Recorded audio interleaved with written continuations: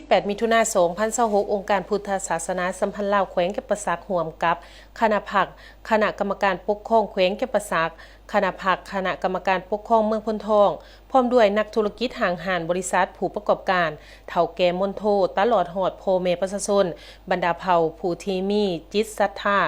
เป็นเข้าเจ้ามูลละศรัทธาพร้อมเพียงสามัคคีกันตั้งบุญทักขินานุปทานขึ้นเพื่ออุทิศถึงดวงวิญญาณของพระอาจารย์ใหญ่อานาวิโรบุญทองวิปัสไสหรือพระอาจารย์ใหญ่สางโงนอยู่วัดผู้เสลาผักเทิงบ้านคันแยงเมืองพนทองแขวงแก่ประสัก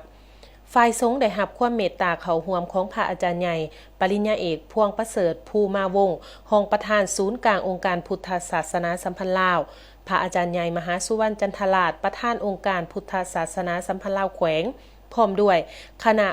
องค์การพุทธศาสนาสัมพันธ์ลาวแขวงคณะองค์การพุทธศาสนาสัมพันธ์ลาวเมืองพนทองเจ้าภาพเจ้าศรัทธา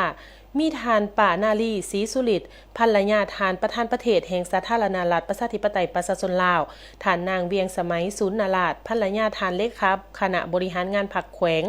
ทานนางวิไลพรวิไลวงศ์ภรรยาทานประธานคณะกรรมการปกครองแขวงฝ่ายการนำแขวงเขาหัวมีทานพลจตวาวีรตูวรจิตคณะประจำพรรคแขวงเลขาองค์คณะพรรคหัวหน้าการเมืองกองบัญชาการทหารแขวง